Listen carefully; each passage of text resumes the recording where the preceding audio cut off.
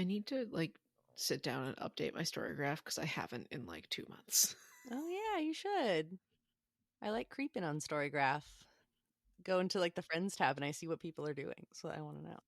Yeah, granted, I've been reading just like rereading SM Sterling bullshit, That's fair. but then I finished like 3 other things in the last like 2 days, so I need to.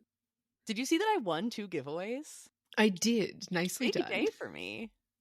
I always have like 10 of them going at a time. I cast a pretty wide net, so I finally got one after years. Nice. I should do some Storygraph giveaways again. I need to open Storygraph for once. That's fair. That'd do it. But yeah, listeners, if you didn't know, because this is such a pro Storygraph podcast, did they repost us to their Insta story one time? They might have. I think they did. We love you, Storygraph XOXO.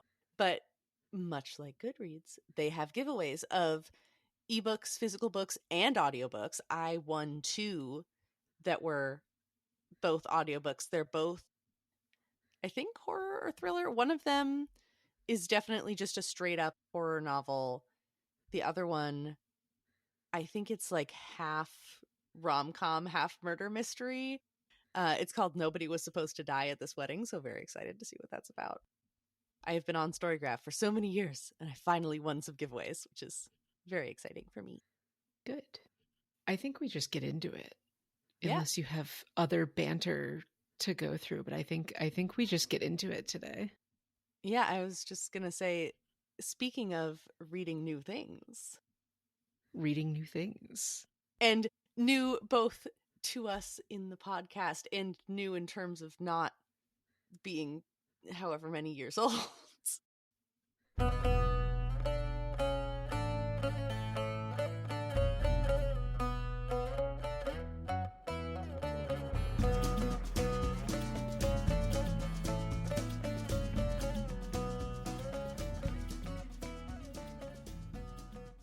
Murderbot. Sorry, I'm throwing off your intro. I'm just so fucking amped to talk about Murderbot. It's gonna be a second. Hang on. I'm keeping this in the episode. Hello, everyone, and welcome back to another episode of the Fandom Apprentice. Or, alternatively, if this is your first time with us, welcome to the Fandom Apprentice. Hello, welcome. We are so glad that you're here. We're starting on a new journey, which hopefully people who have been with us for Lord of the Rings are also interested in continuing. But if Lord of the Rings is not your thing, which is totally understandable, then welcome to a new chapter, book pun intended. Yeah, so if you've been listening to our Tolkien coverage, if you know who we are, you can skip ahead a little bit. But we figured since we're embarking on a new phase of our journey here, we thought it would be prudent to reintroduce ourselves to our audience and reintroduce the podcast and just get everyone up to speed. I think that's an excellent idea. This is the Fandom Apprentice. It's a podcast where for almost 2 years we've been working our way through the Lord of the Rings trilogy, which was a story that meant a lot to me personally and was a huge part of my childhood and a huge part of developing the love of fantasy that I've had since I was a kid. And for you, it was your first time through, and what a time it has been. Yeah, this is continuing the pattern that has always existed in our very long friendship, where you will either just offhandedly mention something or really campaign to get me to read or consume some form of media. It depends. There's a spectrum. But I will just latch onto it. I will sink my teeth in like a fucking piranha and just consume it completely. And then we will just go back and forth and talk about it in extraordinary detail. This led to us starting a book club, which has been going for almost 4 years now. Its 4th birthday may have already happened by the time this episode comes out. Its 4th birthday is next month. Yeah, so it's coming out, or coming up rather. But talking about media has been a long-standing thing for us, and we enjoy bringing other people into the fold because we need to inflict our opinions on others as well. Yeah. So who are we? My name is Rin. I use she and they pronouns, and I'm one of your hosts. I'm Sam. My pronouns are she, her. I'm the other one. By day, I'm a mild-mannered biologist, and by night, I'm a crime-fighting super frog living in the sewers of Miami. That's not true. I would never be caught dead in Florida. I'm too trans for that. Or should I say ribbit? No, but in all seriousness, my day job is in the sciences. I am a biologist by training. I also, in my undergrad, minored in archaeology and music. So I bring those interests into the podcast as well. I'm a liberal arts nerd, and I've been a nerd my entire life. I've been into sci-fi and fantasy since before I can remember. I've been playing D&D since I was probably 10. So we're almost at 2 decades. Goddamn. Which is frightening. And, I was a really heavy reader as a child and then fell off it in high school and college, as so many of us do. And since graduating from college just before the pandemic, I've gotten back into reading very heavily. And like Sam said, we run a queer book club together, and I love all things queer literature, from rom-coms to politics and history to spec fic. But yeah, as we mentioned, the premise of this podcast sort of runs off of my lifelong nerdery and the need to share that, or more accurately, to force that on my friends. And I have shared a lot of media with my dear friend Sam. Hello. I'm Sam. My day job is in childcare, which does not really have much bearing at all on the podcast, but I have a degree in religion and in gender studies. It was a double major because I'm cool like that.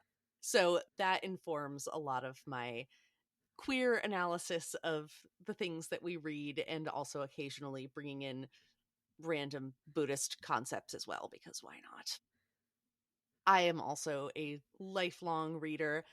I didn't realize how much of a science fiction fan I was until I started reflecting on it for this intro bit, because I was thinking, oh, I did some sci-fi, but it wasn't that big of a deal to me. And then I started making a list and going, oh, it actually was a huge force in my childhood, but my identity was much more wrapped up in the fantasy element of things, my warrior cats roleplay days, dragon forums, all that good stuff. Similar to you, I also fell off reading after college, but then because of our friendship and because of book club, I am now back at it in full force. And how do we know each other, Sam? Why are we friends? Oh yeah, why are we friends? Because I am very lucky, very blessed that my wonderful spouse, who I am celebrating my 10-year anniversary with, not of marriage, but of just generally being together, I'm not that old, came preloaded with many wonderful, delightful friends, including you, because you two have known each other since forever, since middle school, question mark? Elementary school. Elementary school, yeah. And the two of us got to know each other because of our D&D group, which has also been going for an ungodly number of years at this point. 5.5, 6.5, something like that. Something like that. At a certain point, we stopped counting. Yeah. But we also discovered that we shared a brain cell, was the running joke. It was we'd have the exact same thought, or say the exact same thing, or be doing the exact same thing, or eating the same type of weird imported cheese, or like weird I was about to uncanny say the shit cheese like thing. that. Yeah, like uncanny shit like that, like within seconds or minutes of each other. Or like we'll type the same message and hit send at the exact same moment. And we'll do this in public servers. There's receipts of us saying the same thing at the same time. It is uncanny. And it took us a long time to realize this, because we've known each other in some form vaguely for that entire 10 years of Miles and I relationship. But it wasn't until we started playing D&D and getting to know each other better that we realized, oh shit, we are the same person. And now we're just a menace. Yeah, and I mean, that speaks to the kind of person that your spouse likes to spend time around. That's so true. Is they just found two of the exact same human. And we're like, I'm going to be best friends with this one and marry the other one. It's so valid. And then we learned about queer platonic relationships, and then it was just over for everybody. Yeah, no, it's great. But yeah, we've been very, very good friends for many years now. And I'm very blessed to have been very good friends with your spouse for longer. A long, long time. But yeah, we bring our friendship and our love of nerdy media and our relentlessly queer bullshit to this podcast. Yes. If we have not made that abundantly clear, Abundantly queer. we are dykes with mics. Yeah, we will definitely talk about, especially with this upcoming mini season, I guess, be talking lots about queer relationship structures and non-monogamy and queer platonic love, and this will be great. I'm excited. Yes, there's so much. In a typical episode, you can expect us to have some sort of intro banter and then go into a section of the story that we're talking about, whether that's a few chapters, an episode or two, or an entire book. We'll talk about story choices, references to other media, make some dirty jokes, and just try and have a good time with it. So if, that's your thing, we would love to have you along for the ride. You could probably see, based on your podcast feed, we have a major backlog. So if you like what you're listening to and want to delve back into our nearly 2 years of Tolkien coverage, you can absolutely do that. But for now, we're going to shift gears from Fantasyland and talk about sci-fi. And before we do that, we wanted to do this little intro and interlude episode and discuss sci-fi in general, because we're going to be at this for a little while. Spoiler alert, we're discussing The Murderbot Diaries by Martha Wells. One of our favorite series of all time that I'm vibrating with energy to talk about Murderbot. It's so good. But we have more sci-fi coverage planned after we finish with The Murderbot Diaries. So we think, considering we're going to be in sci-fi for a little while, before we dive face first into the Corporation Rim Job. What episode of Leverage is that? Since we spent so much time in fantasy, we wanted to talk about what is science fiction. So Sam, what is sci-fi to you, and what would you say differentiates it from fantasy? I did a little thought exercise, a little writing exercise to see what my gut reaction was to that question before I Googled and researched and saw what people smarter than me had to say about it.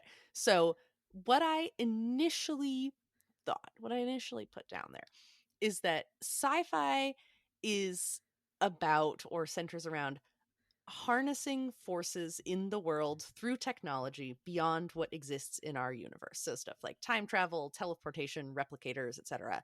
There may also be an element of variant human or sentient non-human biology that allows people to interface with their technology, but that technology exists outside of their own inherent abilities. So like anyone with a humanoid form and the proper training can fly the Starship Enterprise, for example. It doesn't require a specific type of being to make it work. And then in my mind, fantasy has some kind of magical or supernatural element. Characters might need special training, innate abilities, or tools to interface with that magical supernatural force, but it exists independently of the characters. A random deep cut thing from my childhood that this made me think of was the Spiderwick Chronicles. I don't know if you ever read those or watched the movie. Oh, I did. The movie Yeah. was not good, but the books were. I liked the books. Yeah, I think that's a good example. It's a contemporary fantasy. Normal children get the ability to see fairies and other magical creatures by looking through a stone with a hole in it. So the stone didn't create the fairies, didn't create the magic, but it allows the characters to access that world. So those were like my two main thoughts. And then cursory Googling made me want to add like two more little things. So like sci-fi, according to the people, including one website, differencebetween.net, which I had to click with a URL like differencebetween.net saying, what is the difference between sci-fi and fantasy? Click. Says that sci-fi is generally plausible and explains why things are the way they are to some extent, whereas fantasy is completely imaginary and it doesn't have to explain why things are a certain way as long as it has an internal logic, and that internal logic doesn't have to obey any of the constraints of our universe. Mm-hmm. So those are my thoughts and difference between .NET's thoughts. What about you, bestie? Sci-fi and fantasy are subgenres of speculative fiction. Hmm. And that's kind of the only thing I can say with certainty. um, That's fair. It's because you're a scientist. You know how much you don't know. I know how much I don't know, and more to the point, I'm a biologist, and I am aware that categorizing things, we're entering literature's own species problem. Which, if you're not Oh familiar with no. with Darwin's species problem, the species problem says that it's basically impossible to define where one species ends and another species begins. If you took, middle school biology, you know that, a species is that which can interbreed and produce fertile offspring. But then you get into funky, weird genetics shit where, like, species that have millions of years of evolutionary separation and different numbers of chromosomes can breed and have fertile offspring, technically speaking. But then species that diverged much more recently can't. So, and then also when you're developing a new species, when there starts to be a separation via behavior or via geography, where does that one species end and the new species begin, right? Where do we define the lines? And I think that same thing happens in the subgenres of speculative fiction, which is really just the it's the umbrella genre that encompasses, from Wikipedia, all the subgenres that depart from realism or anything that strictly departs from imitating everyday reality, instead presenting fantastical, supernatural, futuristic, or other imaginative realms. I went and looked too at, like, what have different sci-fi authors said about sci-fi, and this is hard. This is difficult, I think we can pretty easily say that, like, Star Trek is sci-fi because spaceships and aliens and future. Mm-hmm. But, like, steampunk, dieselpunk, alternate history, Frankenstein, like, that's all sci-fi too, right? So there's a couple of quotes. Damon Knight, who's a science fiction author and critic, said that science fiction is what we point to when we say it. And Arthur C. Clarke, who's one of the big three science fiction authors, along with Isaac Asimov and Robert Heinlein, said, attempting to define science fiction is an undertaking almost as difficult, though not so popular, as attempting to define pornography. In both pornography and science fiction, the problem lies in knowing exactly where to draw the line. Norman Spinrad said there's only one definition of science fiction that seems to make sense. Science fiction is anything published as science fiction. So true. I think my, like, gut definition of science fiction fits similarly with yours. It's sci-fi, to me, is to the author, what they're writing lies within the realm of possibility, more or less. There's something of an explanation to why things are the way they are or why things work the way they work. Whereas fantasy is much more likely to be fantastical. The things that occur outside of the realm of possibility, they're outside of our scientific explanations. They defy explanation. Ray Bradbury, who is another famous science fiction writer, wrote Fahrenheit 451, said, I define science fiction as the art of the possible. Fantasy is the art of the impossible. Science fiction, again, is the history of ideas, and they're always ideas that work themselves out and become real and happen in the world. And fantasy comes along and says, we're going to break all the laws of physics. Most people don't realize it, but the series of films which have made more money than any other series of films in the history of the universe is the James Bond series. They're all science fiction too. Romantic, adventurous, frivolous, fantastic science fiction. So, I also tend to think that like sci-fi frequently asks more questions of its reader or its viewer than fantasy does. I feel like whether it's an explicit question or implicitly, it's like, what led to this? Why is our society this way? What does it mean to be human? What if this happens? What if we built things a different way? And that's, again, not universal because there is nothing universal about the definition of science fiction. Isaac Asimov, another one of the big three writers of science fiction, says science fiction can be defined as that branch of literature that deals with the reactions of human beings to changes in sciences and technology. Ooh, that's a snappy one. I like that one. Yeah, I think it's a little more concrete than some of the, it's anything published as science fiction, or it's what we say when we point at it. Is it necessarily always true? Sure, maybe.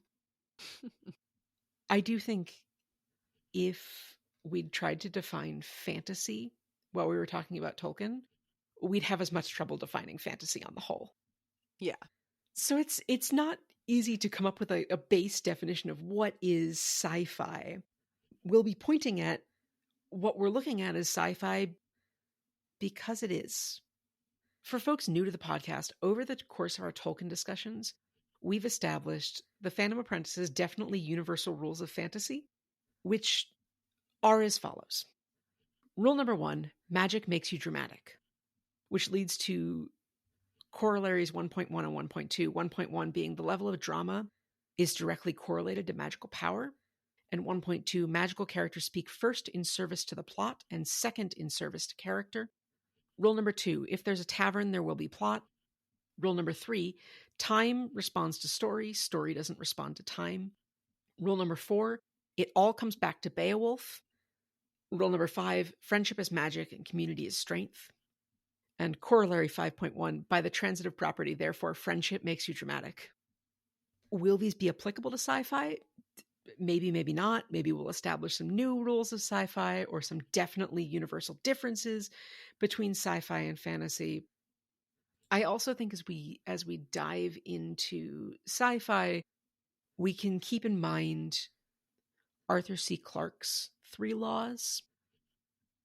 When a distinguished but elderly scientist states that something is possible, he is almost certainly right. When he states that something is impossible, he is very probably wrong. 2, the only way of discovering the limits of the possible is to venture a little way past them into the impossible. And 3, this is the main reason I wanted to bring up the 3 laws, any sufficiently advanced technology is indistinguishable from magic. I've heard that line before, and now I know where it's from. Right.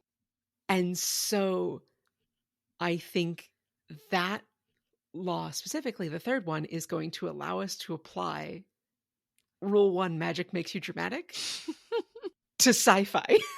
Yes. I mean, I've already gone ahead and started working on my notes for our first full Murderbot episode, and I have things to say about the magic of friendship, don't you worry. So, where did we come to sci-fi from? Like, where is our sci-fi background? Mine personally, when I say I've been a lifelong nerd, I include sci-fi in that I have watched many, many hours of Star Wars, Star Trek, Doctor Who, all of the 2004 Battlestar Galactica reboot. Stargate SG-1 and Stargate Atlantis were some of my quarantine watches. I watched Primeval, Terra Nova, Fringe, Red Dune, Foundation, 2001: A Space Odyssey, 1984, Brave New World, Fahrenheit 451, Clockwork Orange, the Young Jedi novels, Animorphs. Like, all of this is sci-fi. Yeah. Right? And then, in my adult reading life, I have read, things like A Memory Called Empire, A Long Way to a Small Angry Planet, Monk and Robot, To Like the Lightning, the Star Wars High Republic novels, This Is How You Lose the Time War, and not least the Murderbot Diaries. Mm-hmm. Where Want did me to you go? come to sci-fi from?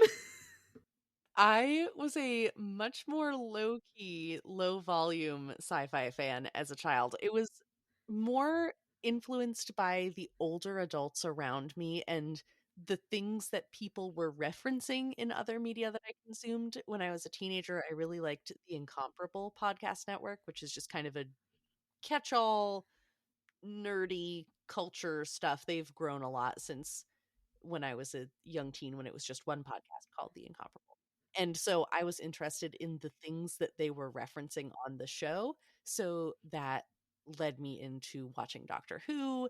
That led me to watching Red Dwarf, which was an old British space show that I fucking love. Quantum Leap, I was a huge fan of. Random little deep cut things bubbling up from my childhood memories. There was a podcast that launched, I think, in 2004 called The Radio Adventures of Dr. Floyd. If anyone in the audience has listened to The Radio Adventures of Dr. Floyd, besides my brother, who is also a listener of the podcast, hello, please DM us because I need to know that I didn't hallucinate this. But it was just like a little radio drama about a kooky scientist doing stuff with his inventions, and it was great. And then as an adult, I've really come into my own opinions and my own tastes in sci-fi, not just based on what other people are reading. Basically, most of the things that you just mentioned, I also really like. Memory Called Empire, Ancillary Justice, Monk and Robot, Time War, Murderbot, many others. There's also, as another thing that people who are new to the show need to know, I am on record as a known monster fucker, okay? Oh yeah, new to the show. This is an explicit podcast. Don't put us on the aux at work, maybe. Yeah. Headphones recommended if you're one of those under 18s. Yeah, I'm not your mom, but don't make me responsible for you. But that being said, I was looking through my Storygraph history to see what other things I had read recently. Kimberly Lemmings, I got abducted by aliens and now I'm trapped in a rom-com. Also science fiction, also really good. If you like rom-coms, you should read it.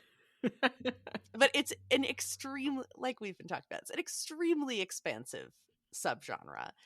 There was also, when I was looking at my Storygraph history and I just saw it was tagged as sci-fi, there were some things that I disagreed with or that I questioned. Like the Broken Earth trilogy is listed on there as sci-fi. I would call that fantasy by my own definition. So depending on how wide of a net you cast, I would say that I am literate. I am literate in sci-fi. I am not an expert, but I know enough. Yeah, I think same. I've read a lot of science fiction and watched a lot of science fiction. But as we dive into Murderbot is not a foundational text, unlike Isaac Asimov's Foundation. But see, I haven't read that one, so I didn't get the joke. I'm sure there are listeners who are laughing though. I honestly don't remember a single thing about it. That's fair. My dad gave me all three of them. I read all three of them as a youth. Don't remember a single thing. Oh my Not god, I one. just had a fucking brain blast. More things bubbling up from my childhood. Stephanie Meyer wrote a sci-fi book called The Host, and I remember it being like 800 pages long.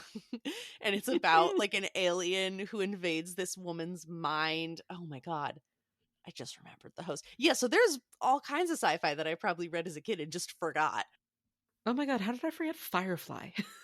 Oh my god, yeah, I also watched Fire. See, it's everywhere. But we're going to be focusing in for now on The Murderbot Diaries by Martha Wells.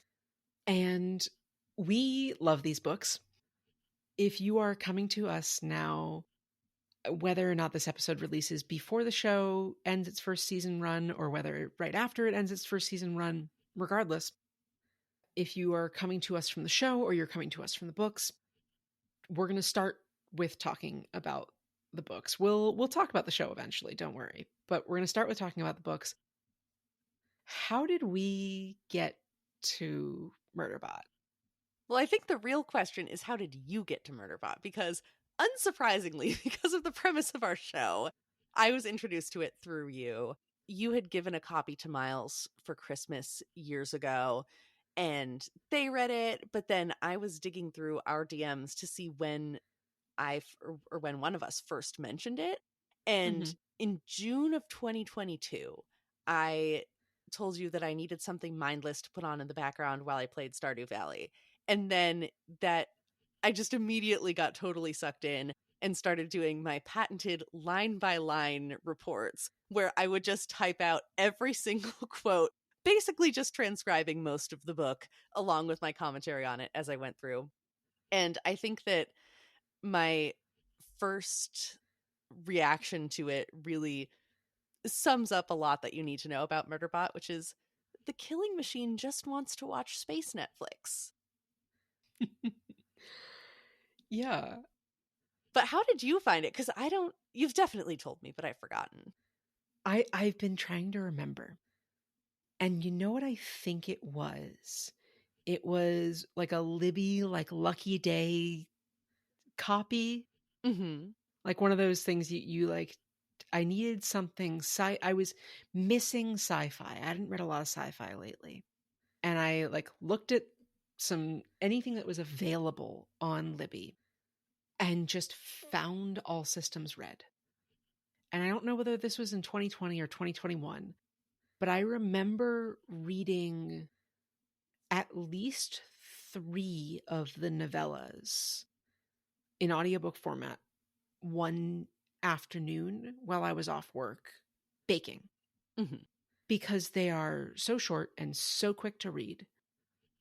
You know, they're like what, between 3 and 4 hours maximum audiobooks if you listen at 1x speed, which I never do.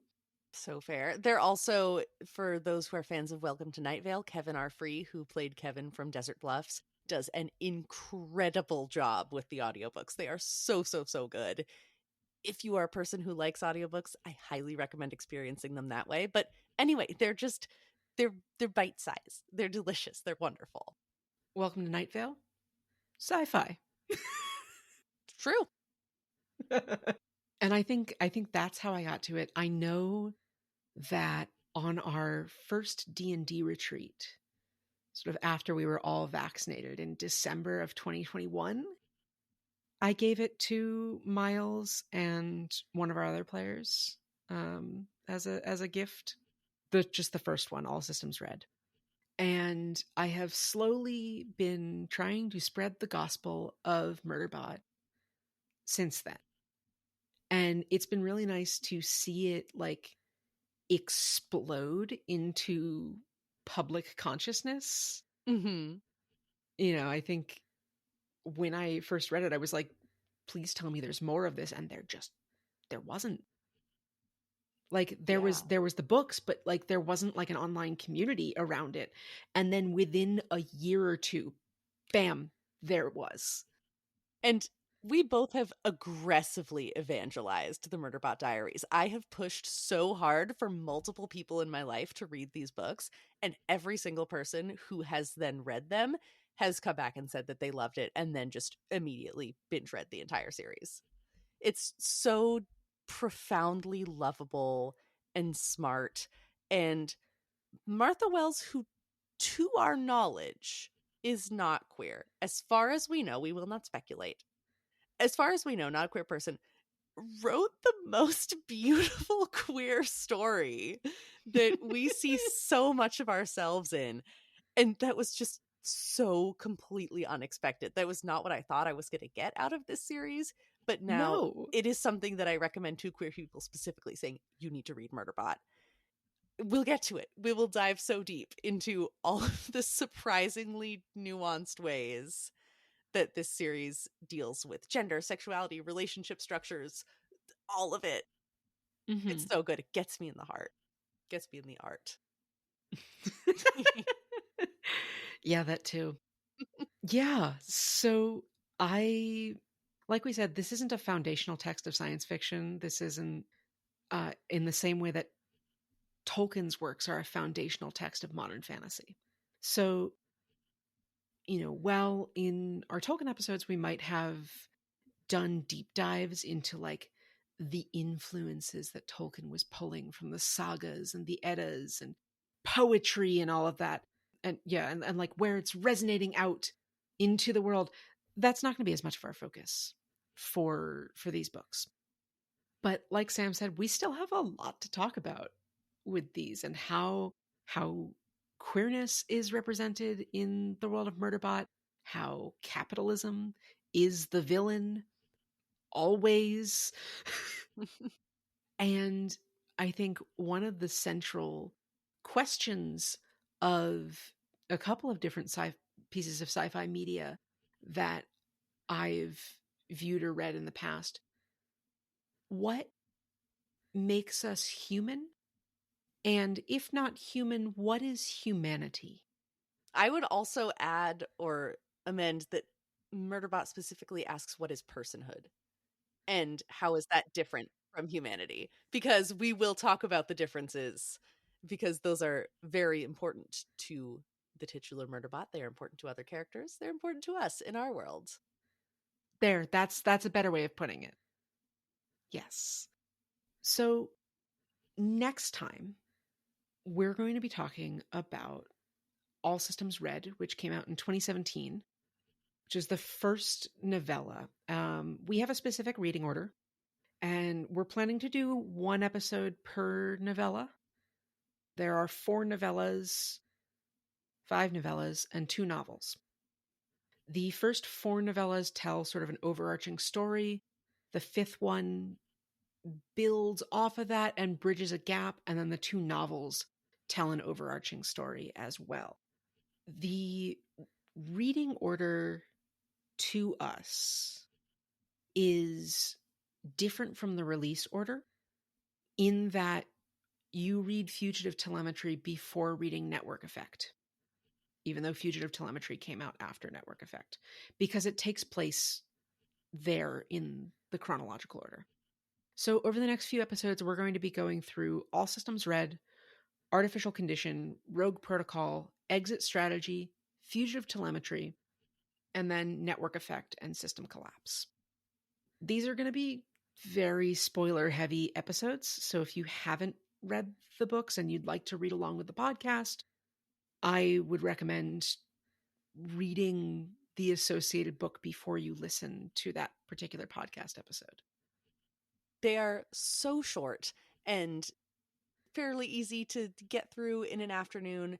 And of course, there will still be more to discover. We can't quote every single one-liner as much as we would like to, but we will be exposing a lot of the magic. So experience the magic for yourself if that is something you're even vaguely interested in. It is very rewarding. And then you can come join us in our habitat pod. Our cubicle. Our repair cubicle. We can be your comfort media. Murderbot has changed the way we talk to each other so much. It has. And we'll dive more into that too in the sci-fi terminology in the Murderbot universe. But yeah, we'll go through the murder plot of every Murderbot book and, I don't know, make more really bad jokes about it. We'll find ways to be horny. If Murderbot will not be horny, we will fill that vacuum. Don't you worry. We'll find ways to fill the gaps. Thank you. I set it up, you knock it down. So is there anything else? Dr. Rothy can knock me down. Interesting choice. I mean, I don't know. Who wouldn't? He's so sweet. He's lovable. Is there anything else critical that we need to impart on our friends, old and new, before we start the next phase of our journey? System critical. Initiating shutdown sequence. Oh no! No, I think we will leave you all here and just say once again, welcome to Friends Old and New. As we transition away from fantasy, if you were just here for Tolkien, we encourage you to stick around. Not least because, we like the numbers, but also because I do think that even if you're not a sci-fi person, I think there's a lot to love about these books specifically, and about science fiction in general. But I think these books have meant a lot to us in the last few years, and I'm excited to talk about them. Yeah, me too. In the meantime, if folks have thoughts that they need to communicate directly to us, or if they want to see what we are up to next, where can they find us, Bestie? They can hit us up in the feed Send us a ping. at any social media site that we are on. We are on it as at FanAppPod, FANAPPPOD. Our most active social media sites are Tumblr and our Instagram. You can always send us an email at thefandomapprentice@gmail.com. You can leave a comment on our episodes here on Spotify if you're listening there, or I don't know if other podcast platforms allow that. You could leave it on our YouTube. You can leave us a 5-star review if you like what you're hearing. You can leave a written review if the platform you're listening on allows that. If you have gotten this far in the episode and you're not subscribed, please do so. We release episodes every other week. They are pretty long and we have our substantial backlog, so there will be plenty to keep you occupied in the meantime, but then you will be up to date as things are coming out. Yes.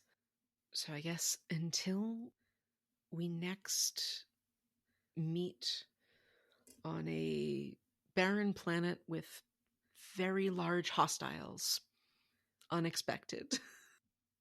Stay safe, have fun, and reach for the stars. We'll see you next time. Bye. See you next time. The Fandom Apprentice is produced and edited by Rin and Sam. Our music is composed and performed by James. You can find more of his work on Spotify and Bandcamp under Beiruz, Baeruz. Our art is by Casey Turgeon. You can find more of her work at KCT Designs on Instagram. The content discussed is the property of the original copyright holders and is used here under fair use.